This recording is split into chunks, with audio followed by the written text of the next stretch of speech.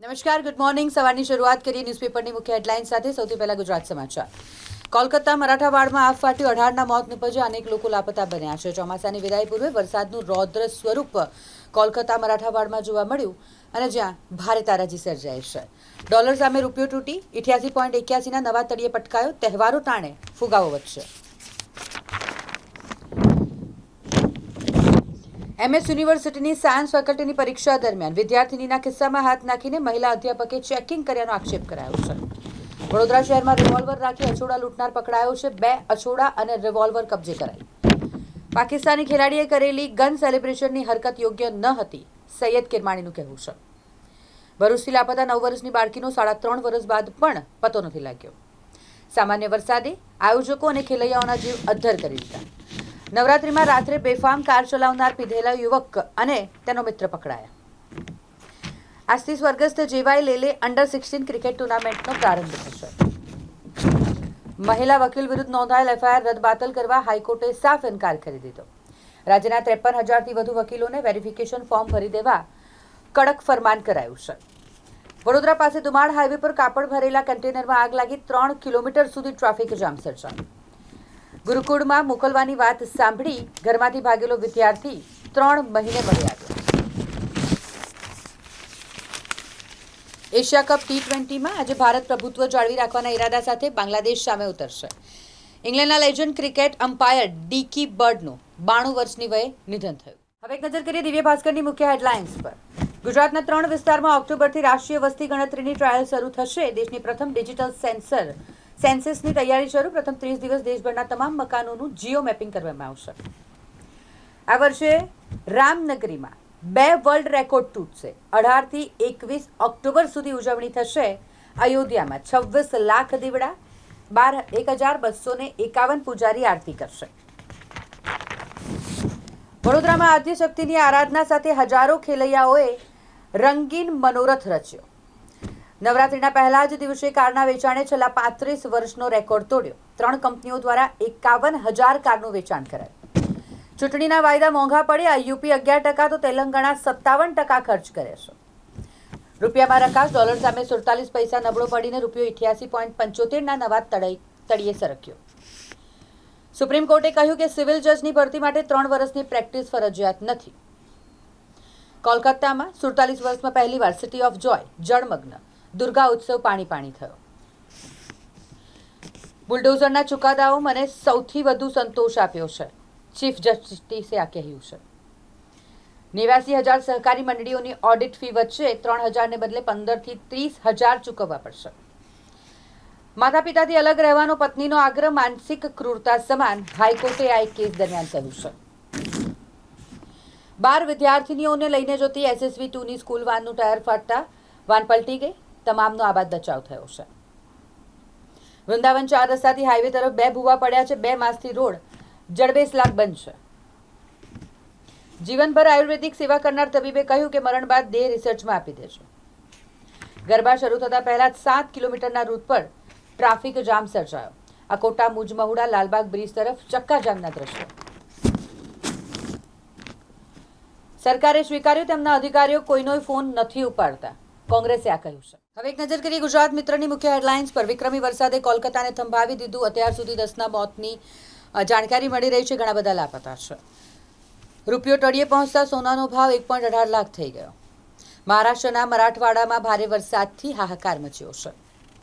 ભારત પાકિસ્તાન સહિત 7 યુદ્ધ અટકાવ્યા Donald Trump આ કહી રહ્યા છે. શાહરૂખ ખાન, રાની મુખર્જી અને વિક્રાંત મેસીને નેશનલ એવોર્ડ એનાયત કરાયો.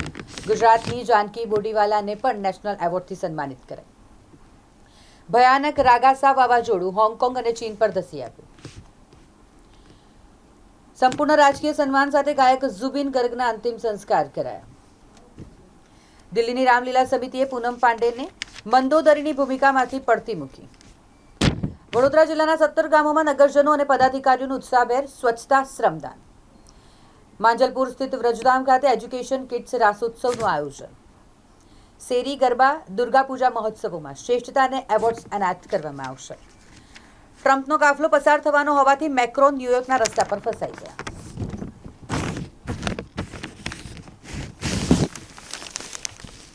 યુનાઇટેડ વે ગરબાના આયોજકો સામે ખેલૈયાઓ લાલઘુમ, રિફંડ માટે ભીડ જામી. ફાયર વિભાગના 10 વાહનો 2 માસથી ઇન્સ્યોરન્સ અને પીયુસી વગરના છે.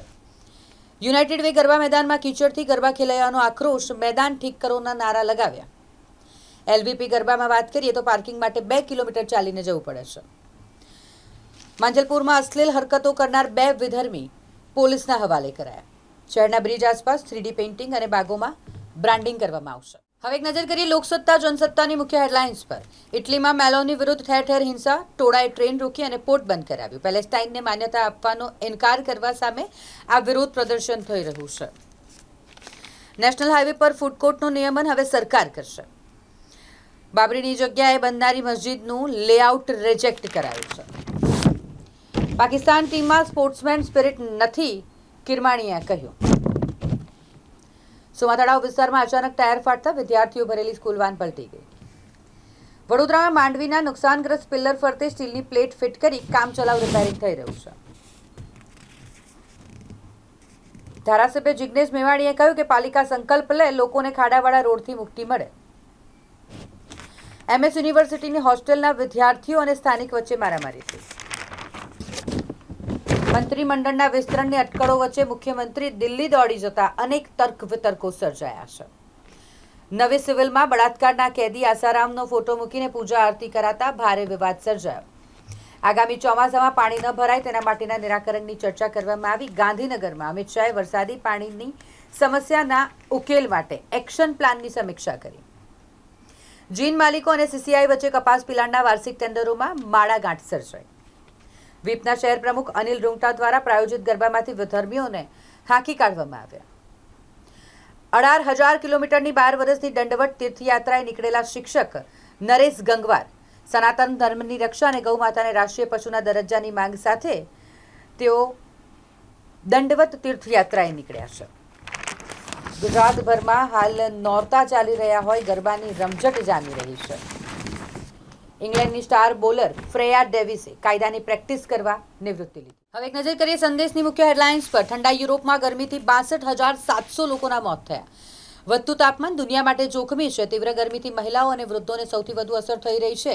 ઇટલીમાં સૌથી વધુ મોત થયા છે. 2022થી 2024ની ગરમીમાં કુલ 1,81,000 કરતાં વધારે મૃત્યુ ગરમીના કારણે થયા છે. ક્રિકેટના દંતકથા સમાન અમ્પાયર ડીકી બર્ડનું 92 વર્ષે અવસાન થયું છે. યાત્રાધામ પાવાગઢ તળેટીથી માછી સુધીના માર્ગનું પેચવર્ક કરી દેવામાં આવ્યું. સાવલી પાલિકાના વિરોધ પક્ષના નેતા ગટરના પાણીમાં બેસી અને વિરોધ કરશે. ડભોઈમાં ટીમ્બી ફાટક પાસેનો ડિવાઈડર જીવલેણ બન્યો. લાઇટ અને સાઇનબોર્ડ નથી. સેન્સેક્સે ઇન્ટ્રા ટ્રેડમાં 82,000નું સ્તર ગુમાવ્યું. નિફ્ટી 25,200થી નીચે બંધ થયું. નિફ્ટી માટે 25,149 નજીકનો તથા 25,107થી 25,84 મહત્વનો ટેકો. ઓસ્ટ્રેલિયાના સિડનીનો વિશ્વ પ્રસિદ્ધ પતંગોત્સવ ફેસ્ટિવલ ઓફ વિન્ડ્સ યોજાયો. કલ્કી 2માંથી બહાર ફેંકાયેલી દીપિકા પાદુકોણના હાથમાં હોલિવૂડની ફિલ્મ આવી. બેબી બમ્પ સાથે કેટરીના કૈફે ચાહકોને ગુડ ન્યૂઝ આપ્યા. પેલેસ્ટાઇનને વધતું સમર્થન, નેતન્યાહુની હિંસક જીત. ગુજરાતમાં 6 દિવસમાં 2.89 લાખ લોકોની ટીબીની બીમારીનું સ્ક્રીનિંગ કરાયું. માણેચાની હિટાચી એનર્જી ઇન્ડિયા કંપનીમાંથી 23.61 લાખની ચોરી થઈ. હવે એક નજર કરીએ ગુજરાતની અસ્મિતા ન્યૂઝપેપરની મુખ્ય હેડલાઇન્સ પર. પાકિસ્તાનમાં બોમ્બ બ્લાસ્ટ થયો, અનેક લોકોના મોતની આશંકા છે. એર સ્ટ્રાઇકમાં નાના ભૂલકાઓના મોત બાદ પાકિસ્તાનમાં સેના વિરુદ્ધ આક્રોશ. ગાઝા સાથે થઈ સરખામણી. ફ્રી ટ્રેડ ડીલ બાદ પહેલીવાર ભારત આવશે યુકેના પ્રધાનમંત્રી. 23 મહિના સુધી જેલમાં રહ્યા બાદ બહાર આવ્યા આઝમ ખાન. 72 કેસમાં જામીન મળ્યા.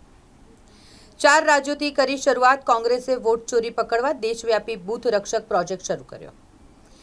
ઇન્દોરમાં દર્દનાક ઘટના. બહુમાળી ઇમારત ધરાશયી થતા 2ના મોત, 12નું રેસ્ક્યુ કરાયું. સગર્ભા મહિલાઓ માટે કોઈપણ પ્રકારની દવા લેવી એ હાનિકારક છે. વડોદરા શહેરમાં બ્રિજની આસપાસ 3D પેઇન્ટિંગ કરવામાં આવશે અને બાગોમાં બ્રાન્ડિંગ કરવામાં આવશે. મહાનગરપાલિકા દ્વારા શહેર વિકાસ માટે વિશેષ સમીક્ષા મિટિંગનું આયોજન કરવામાં આવ્યું.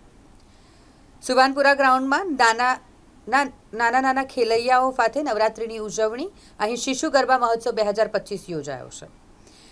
પાલિકાના પદાધિકારીઓ દ્વારા ડોક્ટર બાબા સાહેબ આંબેડકર સંકલ્પ ભૂમિ ખાતે પુષ્પાંજલિ અર્પણ કરવામાં આવી. વરનામા પોલીસ સ્ટેશનમાં 1 કરોડથી વધુના વિદેશી દારૂનો નાશ કરવામાં આવ્યો છે. શહેરના વિવિધ વિસ્તારોમાં દબાણ દૂર કરવાની કામગીરી કરવામાં આવી